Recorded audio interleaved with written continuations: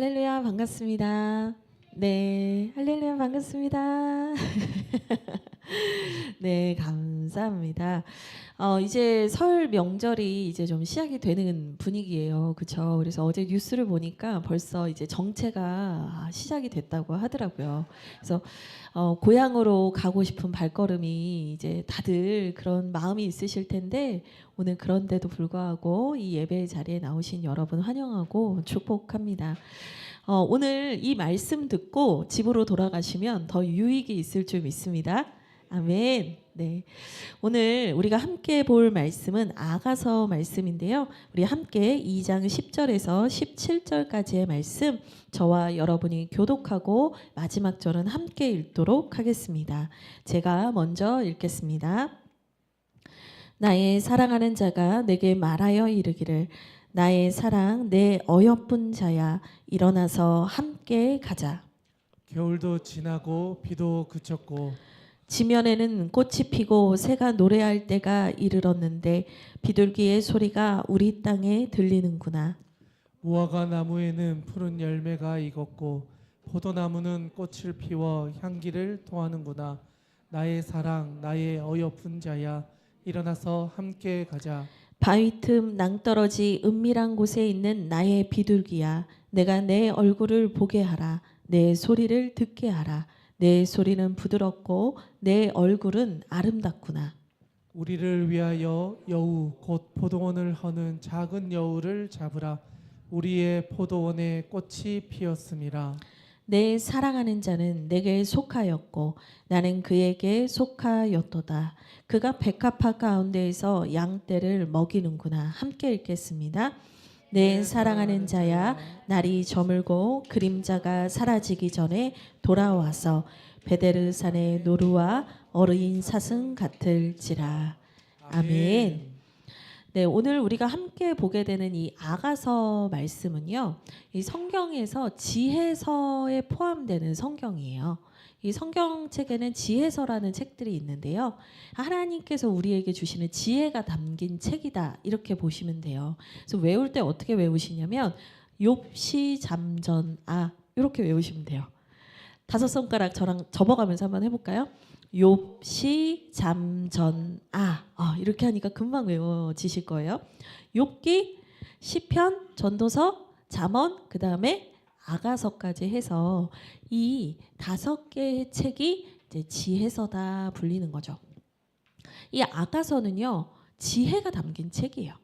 한마디로 하나님께서 우리에게 주시는 지혜가 가득 담겨 있어요. 근데 이제 성경을 읽다 보니까 목사님 근데 이게 무슨 말인지 잘 모르겠어요. 노루도 뛰어다니고 비둘기도 날아다니고 봄이 왔대요. 근데 이게 도대체 무슨 지혜가 담겨 있는 겁니까? 이제 요 부분만 보면 조금 이렇게 난해하실 수도 있습니다. 그래서 아가서에 대한 설명을 조금 드리고 오늘 본문 말씀을 같이 읽어 나가도록 하겠습니다.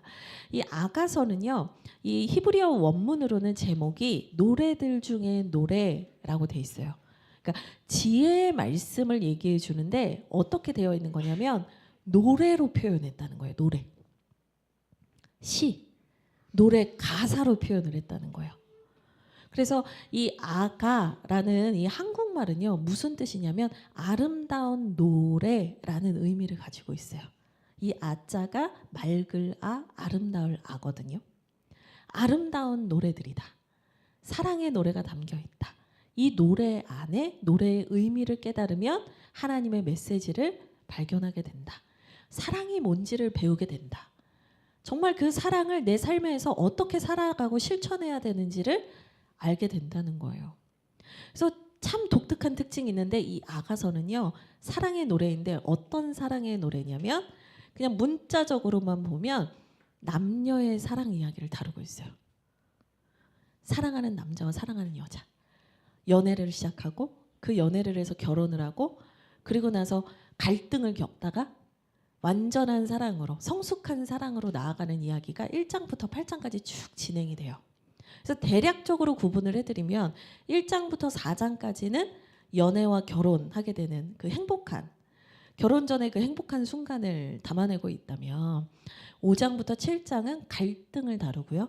8장은 다시 깊은 사랑으로 나아가는 그 성숙한 사랑의 모습을 다뤄요. 그러니까 남녀의 사랑의 일대기를 보여줘요. 여러분의 그 삶과도 연결이 되시나요?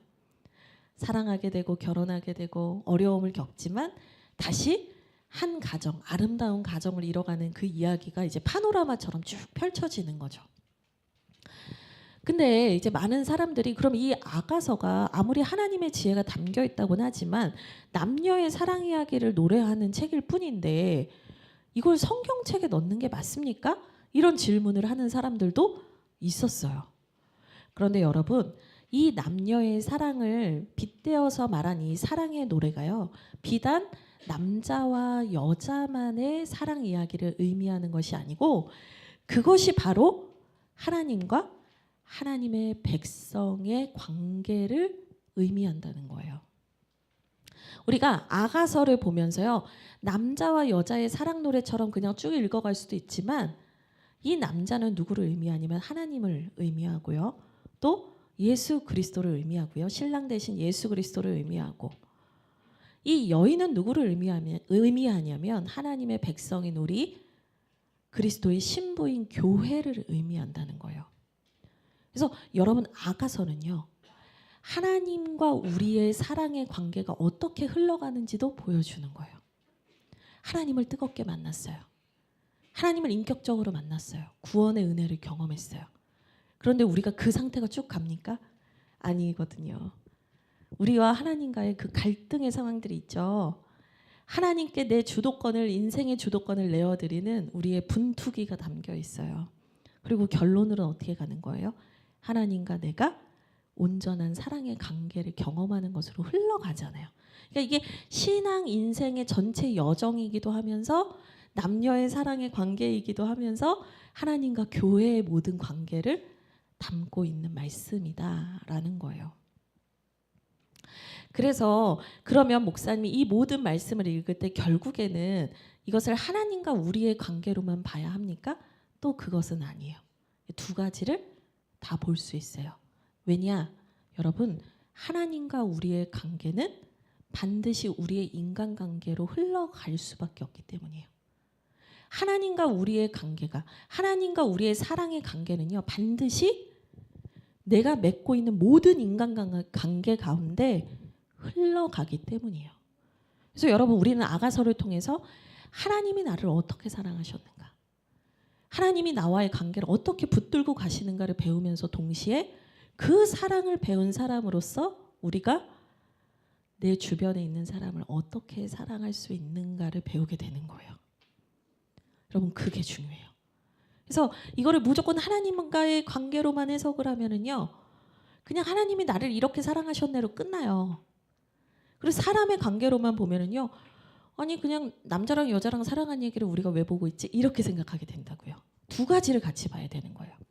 하나님이 나를 어떻게 사랑하셨는가, 헌신적으로 나를 어떻게 사랑해 주셨는가를 보면서 우리는 이 사랑을 우리의 부부 간에, 우리의 가족 간에, 내가 사랑하는 사람들 간에 이 사랑을 흘려보내야 하는구나라는 것을 우리는 배우게 됩니다.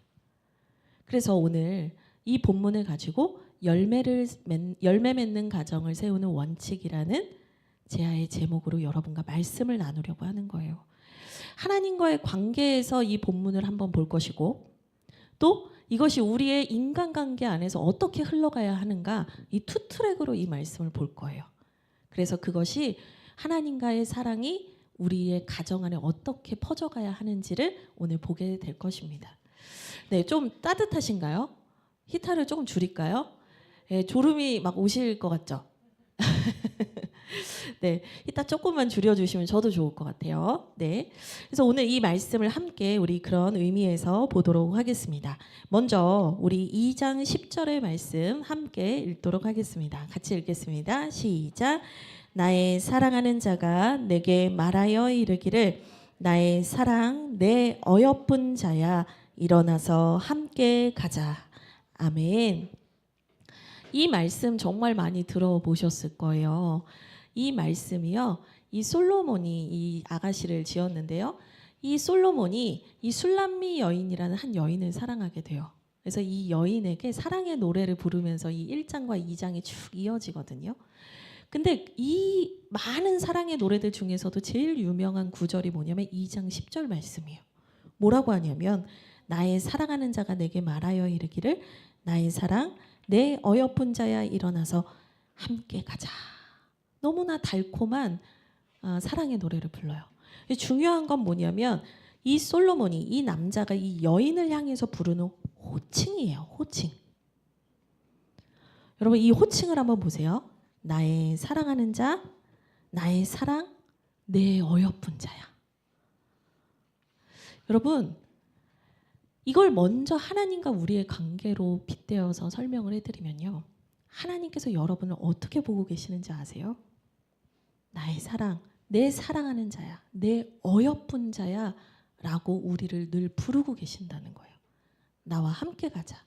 나와의 깊은 관계로 더 나아가자. 네가 더 나를 알기를 원한다.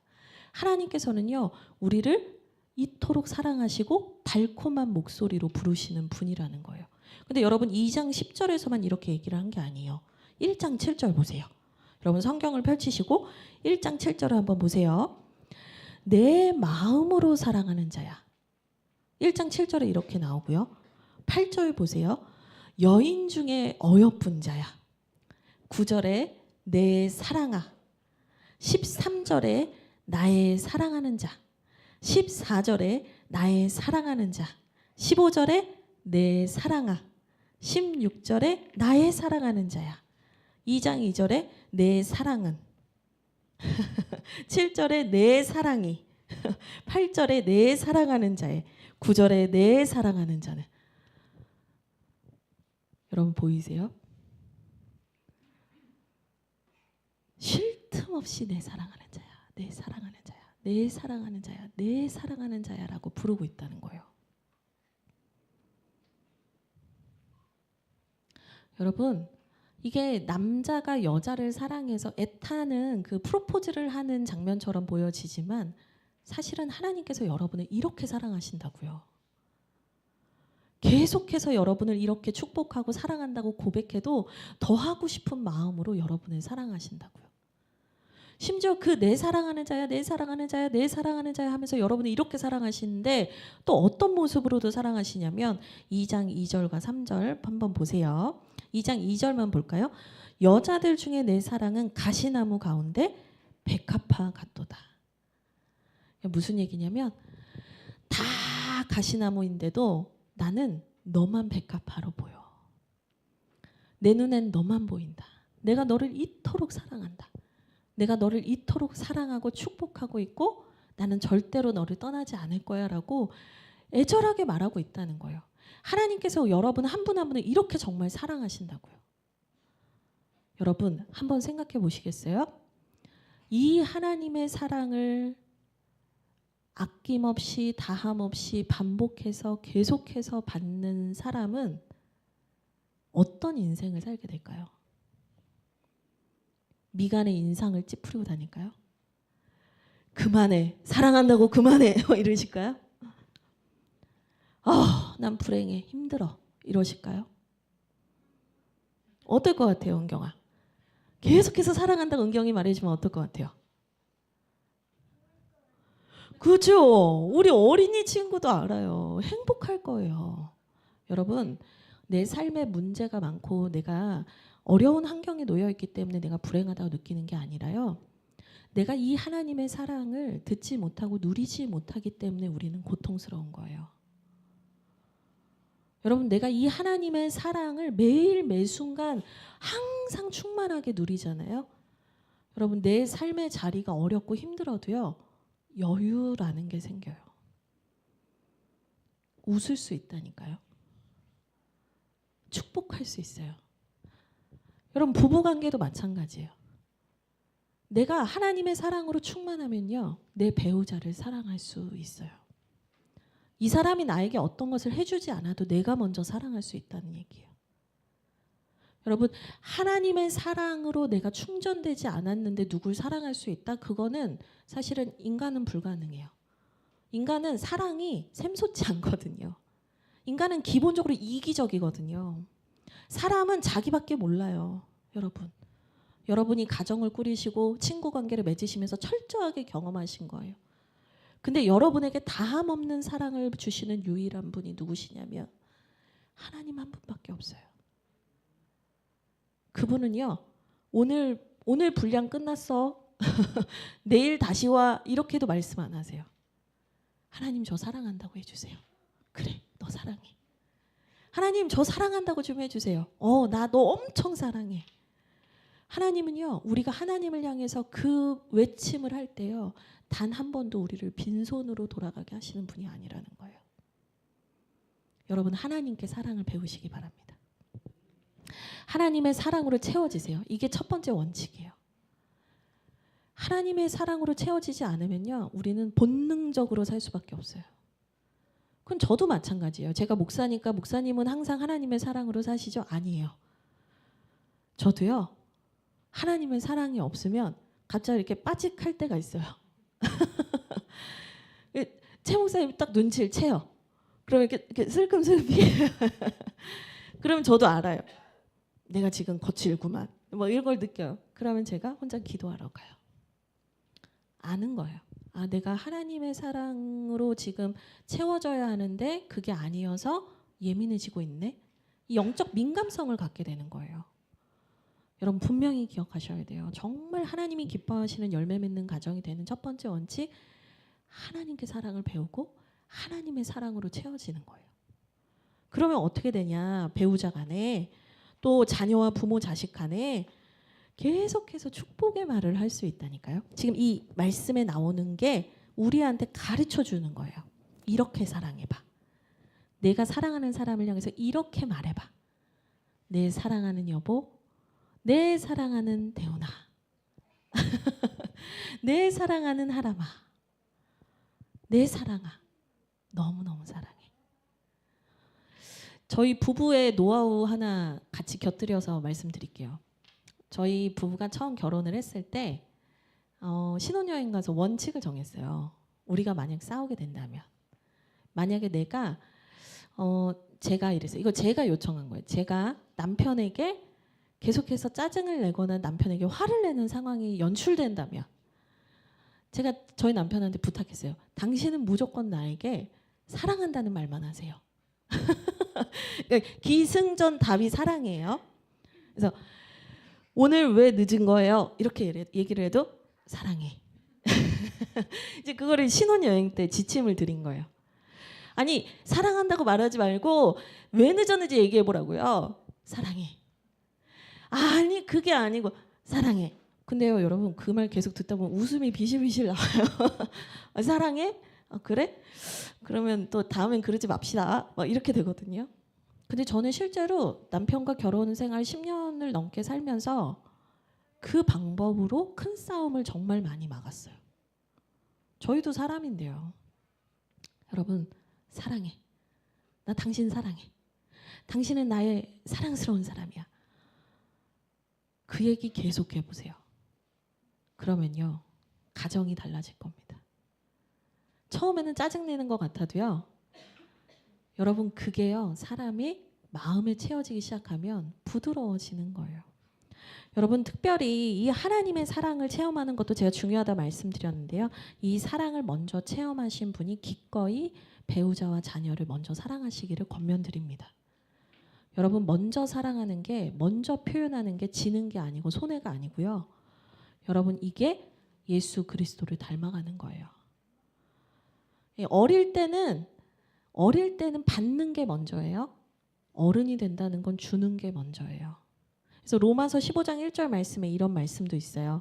믿음이 강한 우리는 마땅히 믿음이 약한 자의 약점을 담당하고 자기를 기쁘게 하지 아니할 것이라. 로마서 15장 1절에 이 말을 하는 거예요. 믿음이 강한 자가 믿음이 약한 자를 품어야 된대요. 근데 여러분, 믿음이 강하다는 게 도대체 뭐예요? 아는 게 많은 거예요? 여러분, 믿음이 강하다는 게 도대체 뭐예요? 의지가 강한 거예요? 아니에요. 사랑이 많은 거예요. 더 먼저 예수 그리스도의 그 크신 사랑을 경험해 봤다는 거예요. 먼저 그 사랑 경험해 봤기 때문에 네가 강하다라고 성경은 말하고 있어요. 여러분, 먼저 축복하세요. 우리 선식이가 갔는데 뭐 집에서 어유 우리 선식이 뭐 군대 안 가 이러면 이렇게 하면서 이러지 마시고 사랑해요 할머니 사랑해요 엄마 이렇게 하시는 거예요. 우리 용이가 집에 갔는데 가족들이 용이를 딱 보는 순간 용이가 뭐라고 해야 돼요? 사랑해요 엄마. 근데 우리 형제들은 다 경상도 느낌이긴 해요. 죽을 때 사랑한다고 하는 거라고 자꾸 최병화 목사님 그러세요. 여보 사랑한다고 말하는 건 원래 경상도 남자에게는 죽을 때나 유언으로 하는 말이에요. 제가 당신은 경상도 사람이 아니라 하늘나라 시민이에요. 사랑한다고 하셔요. 제가 그랬어요. 그랬더니요. 지금은 매우 잘합니다. 여러분 하면 늘더라고요. 하면 자꾸 하게 되더라고요. 여러분 하나님의 사랑을 채우시고 배우십시오. 우리 함께 11절부터 14절도 한 번 더 읽겠습니다. 같이 읽겠습니다. 시작. 겨울도 지나고 비도 그쳤고 지면에는 꽃이 피고 새가 노래할 때가 이르렀는데 비둘기의 소리가 우리 땅에 들리는구나. 무화과 나무에는 푸른 열매가 익었고 포도나무는 꽃을 피워 향기를 토하는구나. 나의 사랑 나의 어여쁜 자야 일어나서 함께 가자.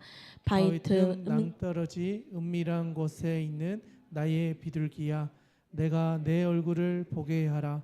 내 소리를 듣게 하라. 내 소리는 부드럽고 내 얼굴은 아름답구나. 아멘. 지금 나의 사랑하는 자, 나의 어여쁜 자 계속해서 부어주시는 그 하나님의 사랑으로 우리가 다른 사랑의 선택을 할 수 있다는 말씀을 드렸어요. 그리고 이제 11절부터는 분위기가 전환되면서 어떤 얘기를 하냐면 핵심이 뭐냐? 겨울이 지나고 비도 그쳤다는 거예요. 여러분 인생에는요. 겨울과 같은 때가 있어요. 하나님과의 관계도 그래요. 하나님이 안 계신 것 같고 하나님이 나를 사랑하시지 않는 것 같고 하나님이 도대체 나에게 뭘 원하시는 건지 모를 것 같은 때가 있어요. 신앙에도 겨울이 있거든요. 우리의 인생과 관계에도 그래요. 가정에도 그래요. 너무 매서운 겨울과 같은 때가 있어요. 여러분 그 겨울은 내가 막 기도를 막 한다고 해서 그 겨울이 땡겨져요? 그렇지 않죠. 우리 은경이 지금 다음 세대 한 걸음 예배 그 영적 수준 이게 진짜 지금 너무 탁월하시죠? 우리 너무 훌륭해요. 우리 은경이가 지난주에는 가인과 아벨 하나님 사랑하실까 했더니 둘 다 사랑한다는 명언을 남기셨어요. 훌륭합니다. 랜덤 박스가 없어서 어떡하지? 이따가 오세요. 우리 친구들 드릴게요. 인생과 우리 하나님의 관계도 그렇지만 우리의 인간 관계에서도 겨울과 같은 때가 있어요. 그때는 내가 기도를 많이 한다고 해서 이게 뭐 줄여지거나 뭐 이런 게 아니에요. 계절이라고 표현을 한 거는 이유가 있는 거거든요. 그때는 그냥 그 시간을 채우고 지나가야 하는 때가 있다는 거예요. 여러분 겨울에는요 움츠려들어요. 그리고 아무것도 할 수 없어요. 오히려 그때는 박영선 목사님의 말씀처럼 그냥 내가 수동적으로 하나님께 끌려가야 하는 때가 있는 거예요. 그때는 묵묵히 견뎌야 돼요. 여러분 견디는 게 중요한 거예요. 근데 겨울만 있냐 이게 아니에요. 뭐라고 말하냐면 겨울도 지나고 비도 그쳤다. 이 지나고라는 단어가 히브리어를 찾아보니까 아바르라는 단어고요. 그쳤다라는 단어가 할라프라는 단어예요. 둘 다 무슨 의미가 있냐면 통과하다라는 의미가 있어요. 그 겨울의 터널을 지나야 하는 때가 있다는 거예요. 그러면 겨울이 지나면 뭐가 와요, 여러분? 우리가 알고 있는 인생에 그냥 뭐 진리가 있잖아요. 겨울 다음에 뭐예요? 꽃샘 추위야. 디테일해. 꽃샘 추위는 겨울에 늘 것인가 봄에 늘 것인가. 디테일해요. 그런데 꽃샘 추위는 보통 마지막 겨울의 추위라고 보니까 겨울로 봐야죠. 그리고 이제 이 팔레스타인 지역은요. 겨울을 우리처럼 보지 않고 이제 물론 우리는 이제 1월, 2월까지를 겨울로 보는데 이 팔레스타인 지역은 건기와 우기라는 독특한 이 기후를 가지고 있어요. 그래서 10월부터 4월까지가 우기예요. 그래서 겨울도 지나고 비도 그쳤다라는 표현을 쓰는 이유가 뭐냐면 10월부터 우기가 끝나는 4월까지를 말하는 거예요. 그러니까 그때는 기다려야 되는 때가 이 팔레스타인 지역에선 4월까지를 말해요. 그러면 열매가 언제부터 맺기 시작하냐면 5월, 6월부터 꽃이 피면서 열매가 맺어가는 거예요. 이 특별히 이 본문 안에서 13절에 있는 무화과 나무는요. 6월에 한 번 푸른 열매를 맺고요. 그 다음에 9월, 8월쯤이 돼서 완전한 열매를 맺어요. 푸른 열매라는 게 무슨 의미냐면 이제 진짜 열매가 되기 위한 그 열매의 모습을 보이기 시작하는 그 움트는 모습을 최대한 표현을 하고 있는 거예요. 여러분 인생의 겨울이 지나고 뭐가 온다고요? 봄이 와요. 봄이. 그때는 뭐 해야 되냐면 겨울을 잘 견뎌내고 봄이 되면 때가 되면 그때 일어나서 뛰어나가면 되는 거예요. 여기에서 가정을 세우는 두 번째 원칙을 우리는 배우게 돼요. 같이 한번 읽어볼까요? 같이 읽겠습니다. 시작. 견뎌야 할 때가 있고 앞으로 가야 할 때가 있음을 알라.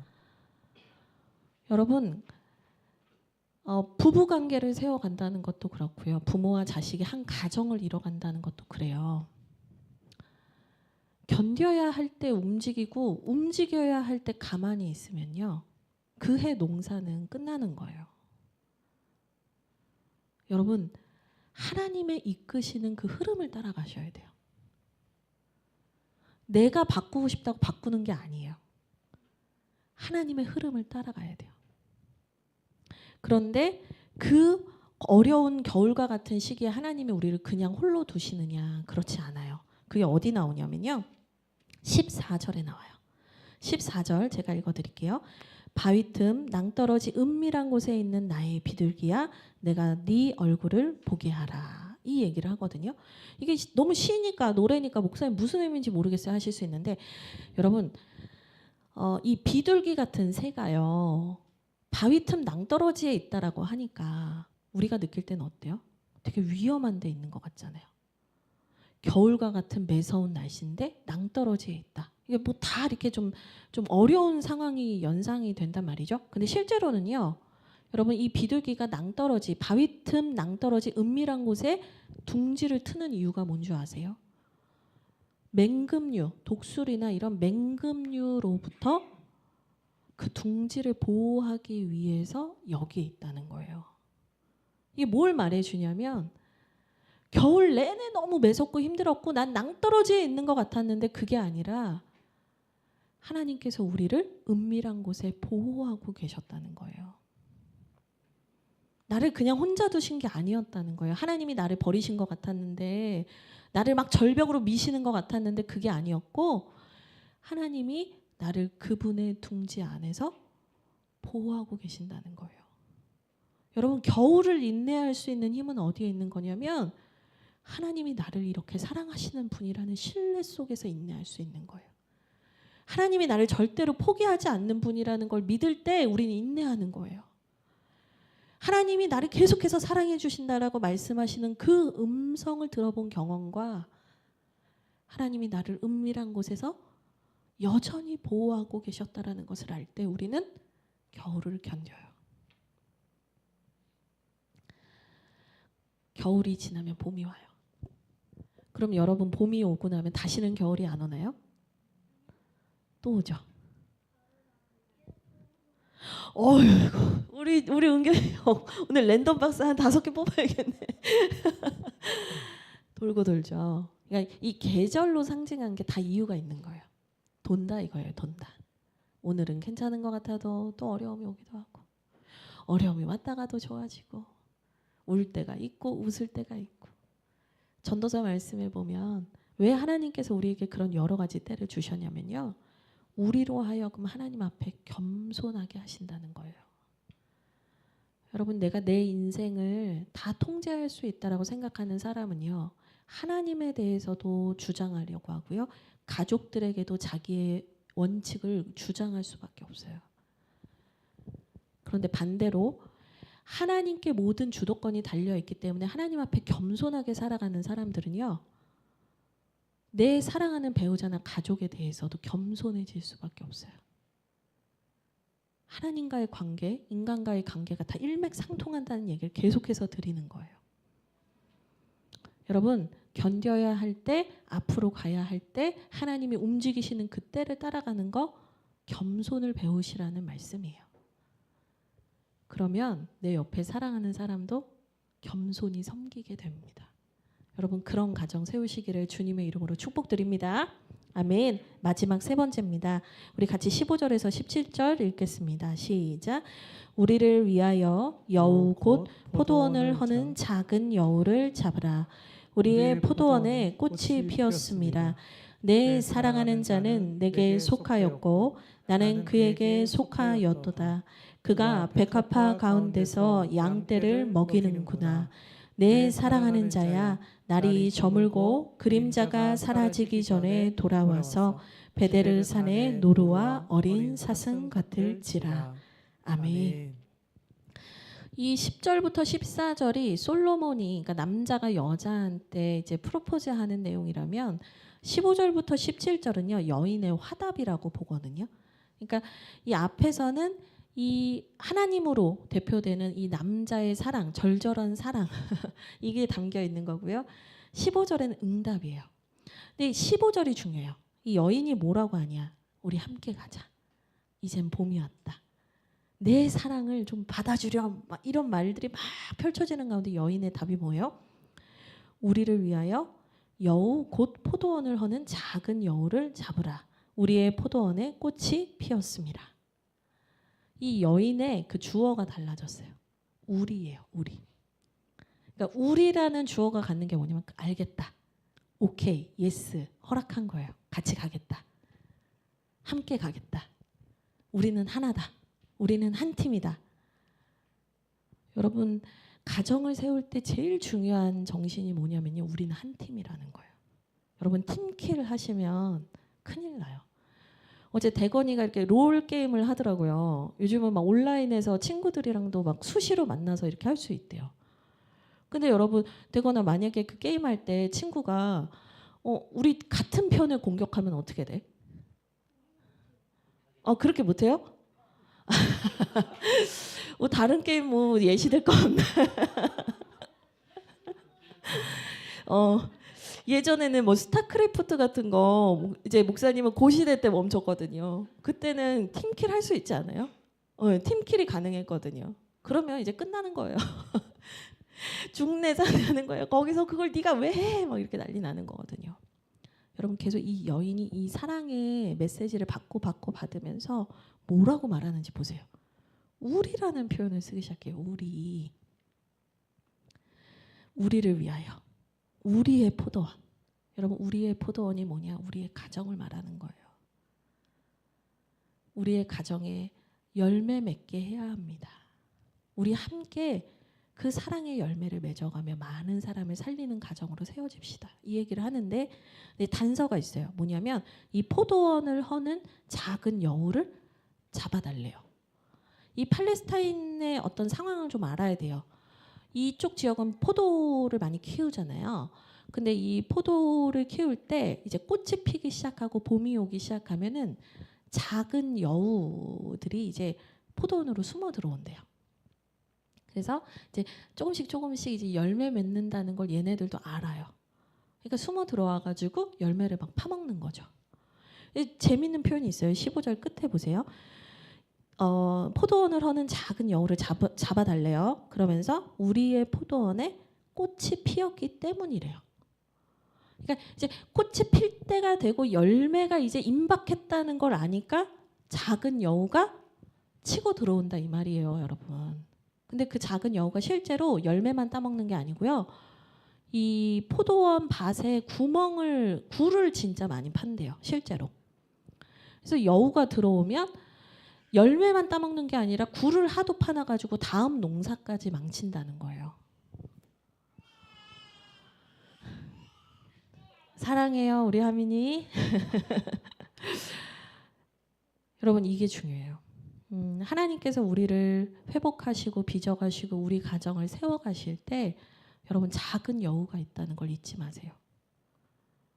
우리가 정말 더 좋은 단계로 도약하려고 할 때 그 꽃냄새를 맡고 작은 여우가 온다는 거를 잊지 마세요.